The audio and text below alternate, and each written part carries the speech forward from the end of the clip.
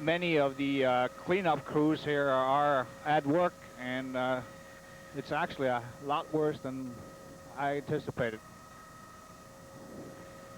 Yeah, back to you, Dennis. Obviously, from those pictures, you can tell that things are very serious.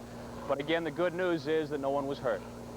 John, Amy? Dennis, in some ways, because of the devastation of the storm itself, metro-wide area, we've forgotten exactly how extensive the tornado damage is right where you are. Yeah, obviously from the picture, you can see that this is a big cleanup that a lot of people are going to be working on for days to come. All right, Dennis Stauffer reporting live. Well, for those who wanted from the air, but just overall, I would say the water level has just about stayed the same all day in most areas that I've seen. Is this one of the worst right here? I think this is the largest anyway, as the largest area that's submerged, and I would think, yes, it is about the worst one right here. Thank you very much, Max. Just not draining off very fast, not as quickly as I'm sure people would like. Well, the day after the big storm, Interstate 494 morning, even Red Cross emergency vehicles were stalled in the sea of water. Tow trucks were out this morning trying to help stranded motorists wading through knee-deep water to get to the cars. Towing companies are working into tonight to pick up cars stranded in floodwaters. News 11's Jim Douglas reports tonight on crews that have been working around the clock without a break. Boris Mogilyansky was heartbroken this morning. He found his brand new Honda under 3 feet of water. It suffered the same fate as many other cars in this apartment garage in Golden Valley. I hope they can fix it. If not, I lose a lot of money. Boris's Honda is at least the 50th car that Bob Poyer has rescued. He began his missions of mercy last night about dinner time. It's 20 hours later. Bob hasn't eaten yet, and he's dog-tired. No matter. Folks like Boris are counting on guys like Bob Poyer. It's so low on the ground that I can't get the proper hook in there. The customers, they're not angry, they're shocked. They're kind of stunned. They don't really know what to do. It just came so fast, and you know, most of them have lived here all their life and they've never experienced this before, and now all of a sudden it just happens and they don't know. They're just shocked, they're stunned. The Honda will return to a Hopkins dealer, and Boris, he'll worry a little bit until he receives what he hopes will be some good news. And Bob, he'll call it a day after the longest 24 hours he can ever recall. For News 11 in Golden Valley, I'm Jim Douglas. And the towing company says they've had so many calls, they've been running 2 hours behind most of the day. On Highway 55, motorists were moving slowly because traffic lights were out. Cautious drivers edged through the intersection of Boone Avenue and Highway 55 this morning. Traffic was backed up on both approaches to the intersection, but at least these cars were able to get through. A number of roads remain closed this afternoon. Kevin McDowell's in the newsroom right now to update us on that situation. Kevin? Paul, Diana, compared to the height of the storm last night, most of the roads are in pretty good shape, but there are closings coming in. Now, following are roads that will be closed indefinitely. Highway 100 south at 36th Avenue North, Highway 100 north at Unity, 494 at County Road 18, 494 at East Bush Lake Road, 494 at 100, 494 west at Penn Avenue, 35W northbound at 38. Now, the left lane is closed there. Also, Normandale between 84th and 98th and France Avenue from 90th to 98th. Officials have closed those stretches of Normandale and France, reportedly because 9 Mile Creek in Bloomington is rising again. Coming up now, roads that are closed but are expected to reopen either this afternoon or early this evening. They are Highway 13 from Sylvandale to Walkler in Mendota Heights, Highway 13 from Mendota Road to County Road 26 in West St. Paul, Highway 3 from 494 to Highway 56. As we said, these roads are expected to be reopened shortly if they haven't been already. And one addition to that list, northbound Highway 100 at Duluth, one lane is open there. Now, the state transportation officials have not put a dollar amount on the damage to roads from last night's storm, but they are estimating that it could reach well over $1 million, and that's on state roads alone. And this final note, engineers from the State Department of Transportation are now inspecting bridge footings to make sure that the storm didn't cause any deterioration there. Paul, Diana? Thanks, Kevin. Well, Twin Cities International looked more like a gigantic dormitory last night. No planes were moving either in or out. Most travelers seemed to grab some sleep while making the best out of a bad situation. Some took to the floor using their bags as makeshift pillows. Others grabbed as many chairs as possible to spread out. There are still thousands of customers without power this afternoon. NSP says more than 10,000 homes and businesses remain in the dark, and 9,000 customers in surrounding suburbs don't have any electricity. And in St. Paul, just over 1,000 customers are without power. NSP crews are working around the clock to repair lines. Repair work is underway tonight on downed power lines all over the Twin Cities. News 11's Janet Mason reports tonight on NSP's marathon race to restore the power. Before these NSP workers could repair this feeder line damaged in last night's wind and rain, they had to trim back the tree that caused the problem. Yeah, the tree come over the wire and shorted it out and burnt this in two like this. With 8,000 volts across each wire, it's a tricky job that requires careful maneuvering. But there was one problem the crew wasn't expecting. We can't get near the truck. We run over a bee's nest. You can see in there, they're just swarming all over. Stung me right behind.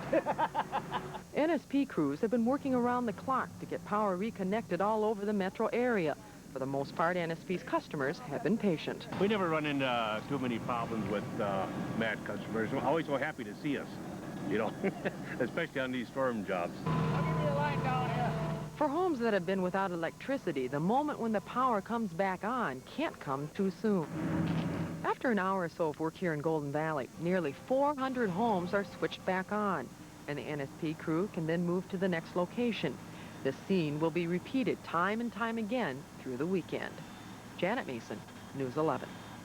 NSP has set up a priority list of areas that will be repaired first based on the number of people affected in the area. Meteorologists refer to the storm as something that comes along once every 10,000 years. Residents could only be so lucky. Did you see a funnel cloud? I didn't see anything, just everything went black. That's all I can tell you. Roadways became rivers. Right there's the roof of the car. We just checked with everybody. They said no, they didn't want to leave. Front yards were transformed into swimming pools. Sewers backed up, creeks overflowed, nerves shattered. I'm standing in the hood of the 1987 Saab. Cars and buses were quickly abandoned in favor of boats. Those who were forced out of their homes were given shelter by the Red Cross. Assessing the damage will take days, if not weeks. Early estimates run into the millions of dollars. What can't be measured in this aftermath is the spirit of cooperation among neighbors, even among strangers. Tonight, things are getting back to normal. Authorities credit early storm warnings and a lot of cool heads with keeping deaths and injuries to a minimum. Kevin Burns, Channel 9 News, in the Twin Cities. As we mentioned earlier, 2 people are confirmed dead following the storm. In Hopkins, the body of a man was recovered in a creek shortly after 5 this morning. 27-year-old David Deal of Minnetonka apparently drowned after he got out of his stranded car and was swept away by floodwaters. Meanwhile, the body of a 78-year-old Minneapolis man was recovered from his basement this morning. Harold Burnside and his wife had gone downstairs for food. She went upstairs alone, and then she heard an explosion. All I did was walk back and forth, because I couldn't get out, and I couldn't use the phone. There was no one to call. And I thought if I could get somebody, maybe I could still save him, but... Burnside's body was recovered after crews pumped more than 6 feet of water from his house. In Maple Grove tonight, cleanup continues and residents assess damage after a tornado ripped through their community last night. Damage estimates reach $5 million. At least 10 homes are destroyed and several hundred need fixing. More in Reader reports. From the air, it is clear something amazingly powerful struck here. It ripped apart homes, toppled strong trees, left debris and disaster in its wake. On the ground, you'll hear the sound of recovery. Those who can fix up their homes are. Those who can't are moving somewhere temporarily. Everywhere, everyone is picking up bits and pieces of each other's homes. But the fun thing about it is that when you got some garbage, you just throw it out. Teams of building inspectors and insurance adjusters are moving from house to house. The nails in the 2x4s in my bedroom popped right through the wall. The cleanup work is hot, and local kids are having a field day with the Kool-Aid stand, while here and there small groups are gathering to gawk at the powers of Mother Nature. This roof came from a garage 2 blocks away. It probably crossed that house right there and just came between the homes Just kind of whipped around and landed in our front yard. Joy Snyder found someone's canoe in her backyard, and that was just a start. We have a cherry tree in our backyard now, which we don't know where that came from, but that's nowhere near where we are, and we've lost 3 apple trees out of our yard. They're gone. As in the case of many disasters, the people caught in this one are able to find humor and optimism among the rubble. It tends to draw everybody together in a neighborhood when you have a disaster like this. I think everybody helps everybody. I think it gives a nice warm feeling about the whole neighborhood. It's just one more thing to bond us together even better, but it's a real good neighborhood anyway. Maureen Reeder, Channel 9 News. Governor Rudy Perpich has declared a state of emergency following the fierce storm. The declaration sets in motion the process by which Minnesota could qualify for federal disaster assistance. Public Safety Commissioner Paul Cheetah says it will be up to individual communities to determine how much assistance might be needed. The state of emergency does include the entire state, not just those areas hit by last night's storm. Well, many homeowners know the bad news by now. Homeowners insurance does not usually cover flood damage unless you live in a declared floodplain and have specifically bought that flood coverage, which few people do. So, seepage from basement floors, walls, and windows, not covered. Water damage from the backup of sewers, not covered. Water damage from the failure of a sump pump, not covered.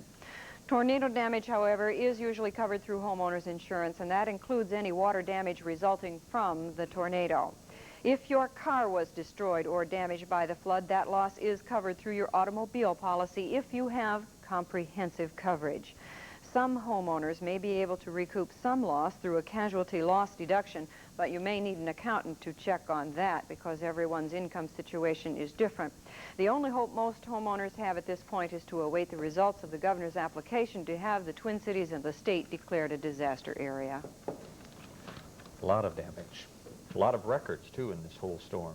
That's right. For a once-in-a-10,000-year event for a particular spot, you bet we set some records here in the Twin Cities. We set a record for the daily record for rainfall here in the Twin Cities, an all-time record with 9.15 inches of rain officially at the airport for the 23rd of July. We set a 24-hour rainfall record with 10 inches total from the storm at the airport. And we've also set a monthly record, 15.61 inches for the month of July. That is the most precipitation we have on record for any month ever on record here in the Twin Cities metropolitan area. I want to show you where that rain fell. If you're in the northern suburbs, you may not have even realized what was happening last night. 10 inches or more of rain, up to a foot of rain, fell over a good chunk of southern Hennepin County, stretching into northwestern Dakota County. You can see how that gradually lessened as you headed both north and south of that area. You may say that looks awfully familiar to the rainfall pattern of last Monday, so we're going to take a look at that one too. Remember, Monday night we had a heavy rainstorm. That one was a little bit farther south, centered right about over the Shakopee area in northern Scott County, and it was a much lesser rainfall event. As you can see, mainly 6 to, there was one spot with 9 inches, not nearly the heavy amounts that we saw with this past particular event. And as we move ahead, we want to show you the combined total of both of those storms. If you combine the both of them over this past week, southern Hennepin County's received over 14 inches of rain. A large part of southern Hennepin, northern Dakota, northern Scott, over 10 inches of rain. This is something you probably will not have to experience again in your lifetime, I'm happy to say. Thank goodness. One storm was bad enough, but to back them up back to back is 4 days crazy. apart. It's just crazy. We could have some more thunderstorms coming up this weekend. We'll have the details on that later in the weather. Okay, thank you, Joe. Well, many homes around the Twin Cities are still without electricity tonight. NSP says of the 84,000 customers affected by the storm, about 11,000 are still without power. Spokesman Tom Boucher says most of those are in Minneapolis, St. Louis Park, and Golden Valley. He says, however, crews are working around the clock and service should be restored by the weekend. In St. Paul, about 1,500 customers are still without power there yet early tonight. But again, NSP says they should be back online probably sometime yet late tonight. Getting around the Twin Cities also remains a problem for many motorists. According to the Minnesota Department of Transportation, a number of highways and intersections are still underwater, several feet of water, and are still closed. They include Highway 56 at Concord Street interchange in South St. Paul, Highway 100, that at 29th Street, and the northbound lane on Highway 100 from Duluth Street north is closed. Highway 55 has only one westbound lane from Highway 62. I-494 at County Road 18 is still closed, and also at East Bush Lake Road. 35W at 38th Street has only one lane, both north and south, and Highway 169 is down to one lane at the Holmes Street Bridge in Shakopee, and motorists are being asked to use alternate routes if they can. State officials say they'll remain closed until the water recedes and they have a chance to check for damage and to make any needed repairs. Damage to state roads has been estimated at $1.5 to $2 million. And if you are looking to get out to the airport, flight delays have been the norm there all day. Last night, a lightning strike to the control tower knocked out all radar at the airport. The tower also lost its radio frequencies. For the most part, planes are still being guided by a control center in Farmington. At 10:30 last night, the airport was closed and remained so until 4 this morning. Flooding on the runways made it impossible to land and take off.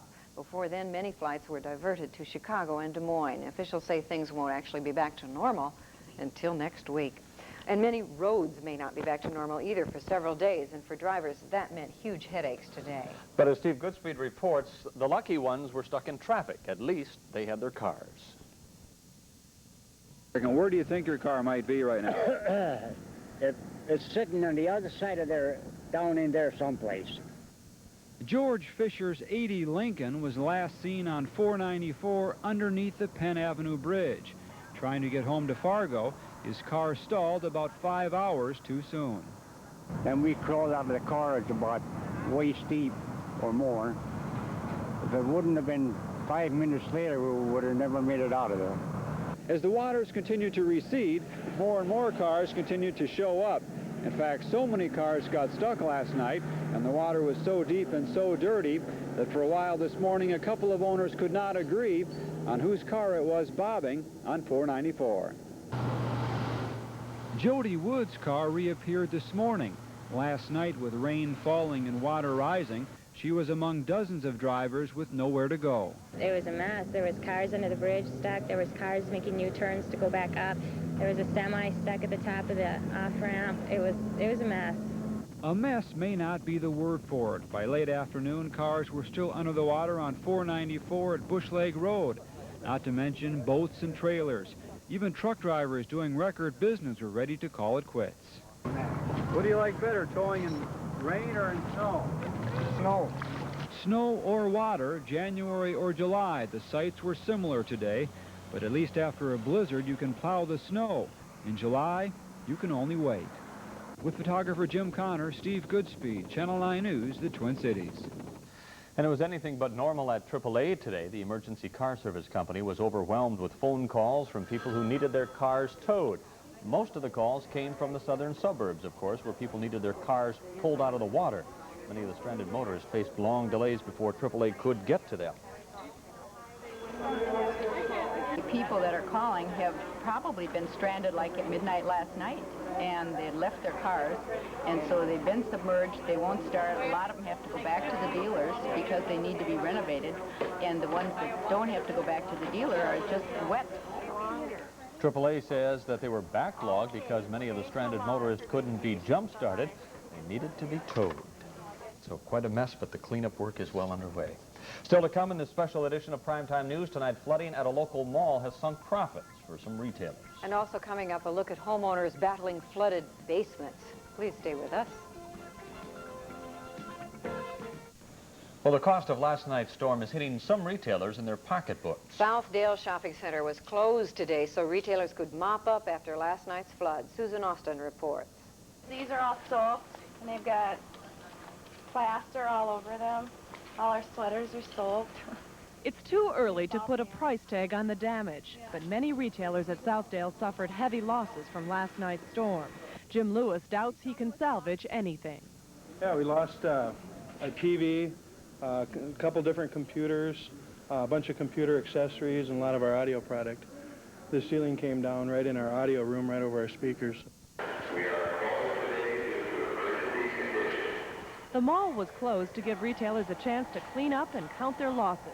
Most of the water damage at Southdale occurred on the lowest level. In some stores, the water rose 6 inches. Here's our water line. Of course, the big question on everybody's mind right now centers on insurance. Many retailers don't know if they have it. And if they do, they don't know if their losses will be covered. The adjuster's here right now, in fact, and I don't think it'll be a problem, but... Greg Eggers says it will be at least 2 weeks before he can reopen his kids' bedroom store. He's planning to redecorate. Susan Austin, Channel 9 News. While the waiting rooms and lobby of Fairview While retailers were cleaning up, homeowners had their lion's share of work as tons of water filled basements everywhere. A few were lucky to drum up help. Most folks had to go it on their own and wait for the water to subside. Edina was one of the areas hardest hit, and many are still underwater. By morning, many homeowners had to call in help to get their basements pumped out. One carpet care company was going door to door in Edina and found the welcome mat soggy but out. One woman, so sick of the chaos, was glad they came her way. I'm tired of the rain. My back hurts. I've got a headache. I've been up until 5:30 picking up water. Luckily, I saw it coming in so I could pick up everything. Elsewhere in Edina, 9 Mile Creek, which is normally a stone's throw across and only 3 feet deep, is now more than a quarter mile across in some spots. Going by canoe was the best way to reach a half-dozen homes deep in water. One lady said she had rats, fish, and frogs in her basement. I figure if you start crying now, it's not going to be easy to stop, so I'm going to smile as long as I can. In Bloomington, near 83rd and Columbus, the only navigation was by boat. Cars were covered with water, backyards were swamped, and basements were filled to the top. Going to see what's left in there. Start pulling stuff out, I suppose. Wait for it to go down and then start pumping the water out. In nearby Richfield, residents of a basement apartment were awakened by a loud knock on their door as they slept. And she says, you got 10 seconds to get all your furniture off the floor because the flood's coming. And we just looked down the hall and there's just water coming at us. So she pulled our electricity box real quick and we had to get out the circuit breaker and get the fuses out quick and unplug everything from the wall. Like everyone else, they did what they could to put their things up high and sort of dry. And the waiting rooms and lobby of Fairview Southdale Hospital were packed last night, not by patients, but those who couldn't make it home and had nowhere else to go. About 100 people wandered in to find a couch or chair to lie down on, and many of the staff had to stay and work some extra hours for those who couldn't make it. The hospital also had its own water problems, about 6 inches at the cafeteria, and some patients had to be moved because of leaks in the ceilings. But tonight, everything has been cleaned up and repaired and is back to normal. Also on the problem side, a house on Ridgeview Drive in Eden Prairie has a view of the river that's too close for comfort tonight. The house was being built by contractor Mike Seaval, and as of late this afternoon, it was still teetering on the edge of a newly formed cliff. Part of it now has fallen. Underneath that house, raw sewage at the rate of 57,000 gallons an hour is running into the Minnesota River.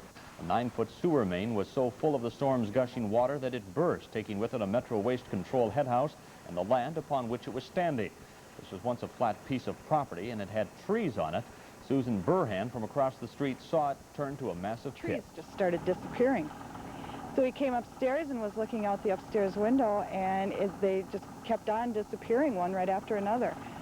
So we got dressed and came and walked down here, and just couldn't believe what we were seeing. That was at 5:45 this morning, and the ground has been crumbling ever since. A Williams fuel pipeline also located there had to be shut off. Metro Waste Control crews say that it will be 2 days before the sewage is funneled back to its original destination and 2 months before the break is completely fixed. They say the house will probably fall. That last word, 1/3, had already fallen, leaving the remainder to dangle tonight along the edge. Well, people in need of shelter due to last night's storm have found help from the Red Cross. Several shelters have been set up throughout the metro area aiding flood victims. The Red Cross is urging anyone in need of assistance to give them a call at 871-7676. Last night's historic storm, however, has all but exhausted Red Cross funds. If you can help the Red Cross help others, you can send donations to Twin Cities Red Cross, Post Office Box 11842, St. Paul 55111. Or why don't you call them? Hello, son. How's Mommy's little man? Unless it floated further down the line. Well, we were just about through, and then your car stalled. And then he started up again. And it went a little ways, then she stalled again, then we couldn't make it no more. And we crawled out of the car, it's about waist deep or more. If it wouldn't have been 5 minutes later, we would have never made it out of there. The water was rising that fast? Yeah, it was really rising fast. We were lucky we got out of there.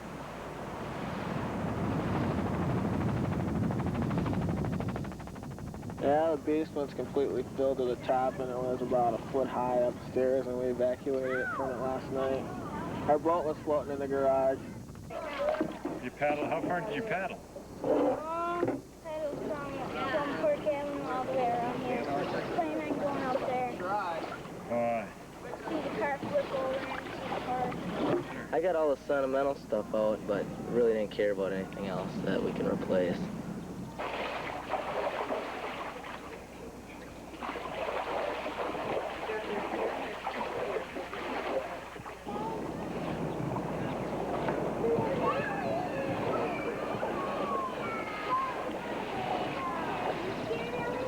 10 years ago, we had a similar problem, and my whole back wall caved in. So how are you doing this year? Well, the basement's full. The wall's still standing.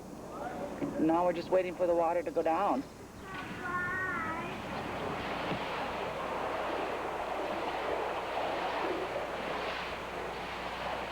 Everything turned black. There's gasoline in the water.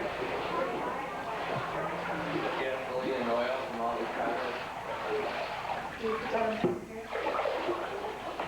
I'm going down the basement right now.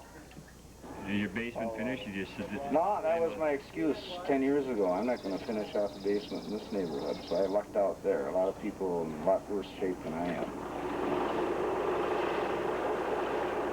All of a sudden he looked over and trees just started disappearing. So he came upstairs and was looking out the upstairs window, and they just kept on disappearing one right after another. This wasn't in concrete, it would have been gone, which I was wishing. Well, we have half a house left. That's better than none. The house behind us is totally gone, but our house is at least half there. There's a lot of damage inside. We got home and, you know, the house looked smaller, and it took a few seconds to realize what had happened. I was just shaking when I got back up, because I've never been in a tornado before, and that was about the closest thing that I want to come into. So. Somebody's canoe. I'm Kurt Gessling, and I'm with the Federal Emergency Management Agency, and we're making a survey.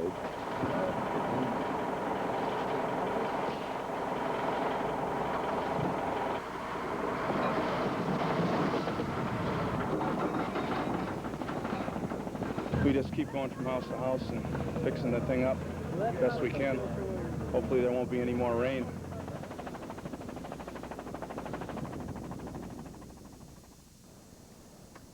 Boy, when you see it all together like that, the devastation, the damage that that one storm could cause, and it's just good to know that they're calling it the storm of the century. Hopefully we won't see another one like that in our lifetime. Just amazing. Congratulations to Steve Goodseed and Bob Davidson, who produced that. Fine job. Thank you for joining us tonight. Please join us again tomorrow night at 9. Good night. We'll see you then. Good night.